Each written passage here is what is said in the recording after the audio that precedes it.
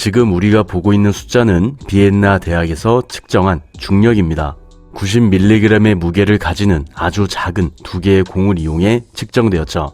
그리고 이는 지금까지 우리가 측정한 중력 중 가장 작은 크기의 중력인 동시에 우리가 아는 한 우주에서 가장 작은 중력입니다. 참고로 이게 얼마나 작은 거냐면 세포 하나가 평균적으로 받고 있는 중력의 약 65% 정도밖에 안 되는 힘이죠. 그런데 이 부분은 이상하죠. 중력은 질량에 비례하고 거리에 반비례하는 힘입니다. 그렇다는 건 우주에서 가장 작은 중력이라고 부를 수 있으려면 우리가 알고 있는 가장 질량이 작은 것들, 그러니까 원자나 전자 같은 아주 작은 물질들을 이용해 중력을 측정해야 하지 않을까요? 결론부터 이야기하자면 맞습니다. 진짜 우주에서 가장 작은 중력을 측정하려면 우주에서 가장 질량이 작은 것들을 이용해 중력을 측정해야 하죠. 예를 들어 질량이 0에 너무 가까워서 직접적으로 측정조차 되지 않는 중성미자와 같은 기본 입자들 사이의 중력이 가장 작은 중력이 될 겁니다. 그리고 사실 무게가 90mg밖에 되지 않는 이 작은 두 공을 이용한 이 실험도 가장 작은 중력을 찾기 위해서만 진행되었던 실험이 아니었습니다. 그저 작은 힘에도 반응할 수 있는 정밀한 센서를 만들기 위한 실험이었죠. 하지만 이런 말도 안 되는 상황에도 불구하고 이 실험에서 측정된 중력이 우리가 아는 한 우주에서 가장 작은 중력이라고 말할 수 있습니다. 왜냐면 중력이 얄미울 정도로 약하기 때문이죠. 우주에는 4가지의 기본 힘이 있습니다. 중력을 비롯한 강력과 양력, 전자기력이 바로 이 힘들이죠. 먼저 강력, 강한 핵력은 2개 이상의 핵자, 양성자와 중성자들 사이에서 생기는 힘인데요. 단순하게 양성자와 중성자가 서로 결합할 수 있게 해주는 힘입니다. 예를 들어 헬륨의 경우 양성자 2개와 중성자 2개로 이루어져 있는데 이 양성자와 중성자를 서로 묶어주고 있는 힘이 바로 강력이라는 거죠. 그리고 양성자와 중성자를 이루고 있는 쿼크들도 모두 이 강력으로 묶여 있습니다. 참고로 여기서 강력이 핵자들을 서로 묶어주고 있다면 이 힘이 중력과 뭐가 다르냐 라고 생각하실 수 있는데요. 강력은 중력과 달리 거리가 멀어질수록 점점 더 강해지다가 일정한 구간을 넘어서게 되면 0이 됩니다. 생각하기 편하게 고무줄을 떠올리시면 되는데요. 고무줄의 양쪽 끝을 당기게 되면 탄성, 즉 고무줄이 원래 상태로 돌아가려고 하기 때문에 고무줄의 끝을 당기면 당길수록 이 두 끝 지점의 거리가 늘어나면 늘어날수록 마치 거리가 멀어질수록 강해지는 강력처럼 더 강한 힘을 느낄 수 있고요. 고무줄의 탄성을 넘어설 정도로 강하게 고무줄을 당기게 되면 서로 거리가 멀어졌을 때 강력이 0이 되는 것처럼 고무줄도 끊어지며 손끝에 느껴지는 힘도 0이 되죠. 거리가 멀어질수록 더 약해지면서 아무리 거리가 멀어도 0이 되지 않는 중력과는 굉장히 다르죠. 그리고 양력, 약한 핵력은 방사성 붕괴에 관여하는 힘을 말합니다. 방사성 붕괴는 불안정한 상태의 원자핵이 스스로 핵자의 조성을 바꾸는 현상이죠. 예를 들어 바나나에 많이 들어있는 방사성 물질인 칼륨 40의 경우 19개의 양성자와 21개의 중성자를 가지고 있는데요. 19개의 양성자와 20개의 중성자를 가지고 있는 칼륨보다 1개의 중성자를 더 가지고 있는 거죠. 그리고 이렇게 칼륨 40이 중성자를 하나 더 가지고 있기 때문에 칼륨 40의 핵은 불안정한 상태를 가지게 됩니다. 이로 인해 칼륨 40의 원자핵은 안정적인 상태를 유지하기 위해 스스로 원자핵의 조성을 바꾸게 되죠. 칼륨 40의 핵을 이루고 있던 양성자 19개와 중성자 21개 중 중성자 1개가 양성자로 변하게 되면서 안정적인 상태를 가지게 되는 겁니다. 그리고 이 과정, 중성자가 양성자로 변하는 과정에서 전자가 방출되는데 이 전자를 음의 베타 입자라고 부르고요. 이 전자, 음의 베타 입자가 바로 방사선인 베타선의 정체입니다. 그리고 바로 이런 현상에 관여하는 힘이 양력이죠. 참고로 칼륨 40의 방사성 붕괴 때문에 바나나를 먹으면 방사선에 노출된다는 말이 있었는데 바나나로 몸에 이상이 생기려면 약 500만 개의 바나나를 한꺼번에 먹어야 합니다.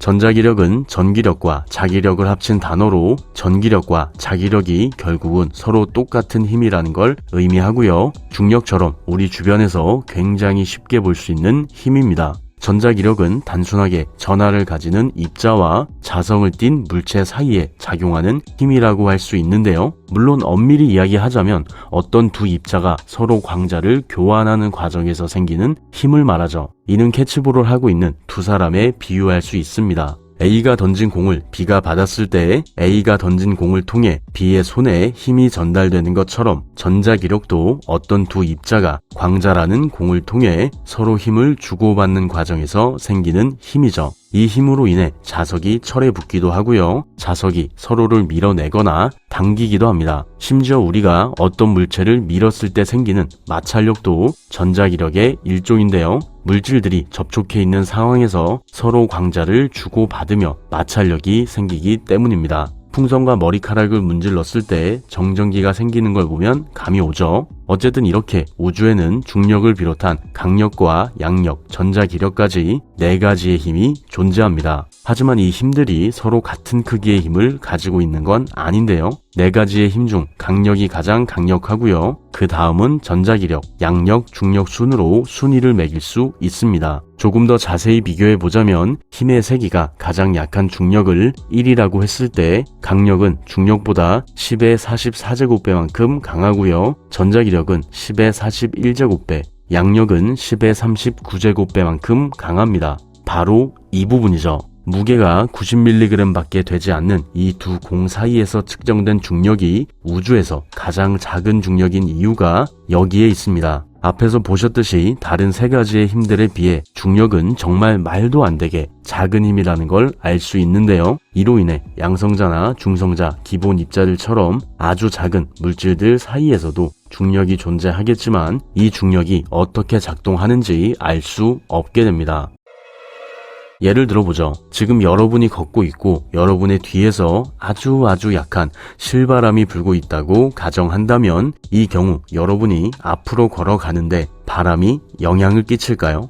당연히 아니죠. 사실 바람 자체가 존재하지 않는다고 해도 이상할 게 없습니다. 미시 세계에서의 중력도 이와 마찬가지죠. 양성자와 중성자가 강력에 의해 서로 묶여 있을 때 중력은 없다고 해도 문제가 되지 않을 정도로 작습니다. 심지어 양자역학에서는 중력을 계산에 넣지도 않죠. 사실 이런 이유 때문에 지금까지도 상대성 이론과 양자역학이 서로 통합되지 않는 겁니다. 중력으로 거시세계의 현상을 설명하는 상대성 이론으로는 중력이 없는 것과 같은 미시세계를 설명할 수 없고요. 이와 마찬가지로 양자역학은 중력 없이 미시세계의 운동을 설명할 수는 있지만 중력이 지배하는 거시세계에서는 양자역학을 사용할 수 없죠. 그리고 이로 인해 지금까지도 정말 작은 단위, 밀리미터 단위에서의 중력을 측정한 적이 없습니다. 그래서 이번 실험에서 측정된 이 작은 크기의 중력이 우리가 아는 한 가장 작은 중력이 되는 거죠. 그렇다면 이 중력은 어떻게 측정되었을까요?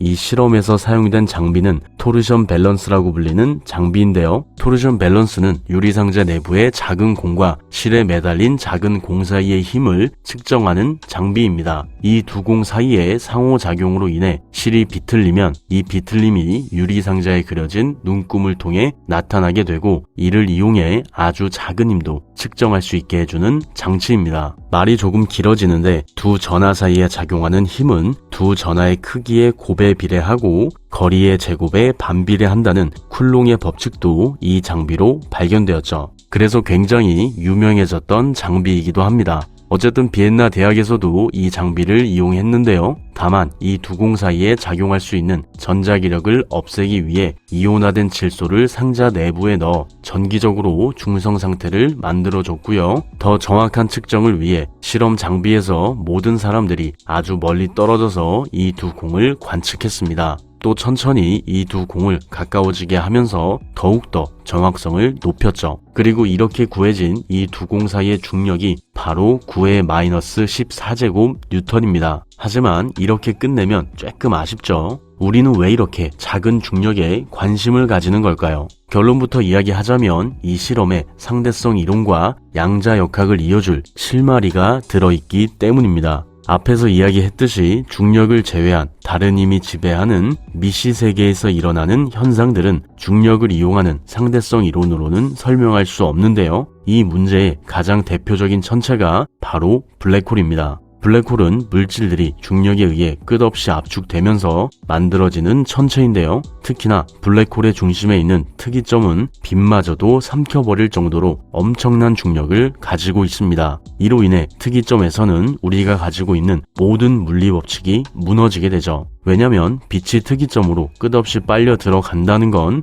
밖에서 특이점을 보는 관측자에게는 시간이 멈춘다는, 즉 시공간이 끝난다는 걸 의미하기 때문입니다. 단순하게 어떤 물질이든 특이점을 감싸고 있는 사건의 지평선을 넘어가게 되면 이 순간부터 이 관측자에게는 이 물질의 시간이 멈추게 된다는 것이고, 이는 사건의 지평선 안쪽, 즉 특이점에서 일어나는 일을 특이점 밖에서 보는 우리가 절대로 알 수 없다는 걸 뜻하죠. 마치 사진을 보는 것처럼 이 이후 어떤 사건이 일어날지 예측할 수 없게 된다는 겁니다. 단순하게는 서로 정보를 교환할 수 없다고도 말할 수 있죠. 이 부분은 아인슈타인도 인정했던 부분입니다.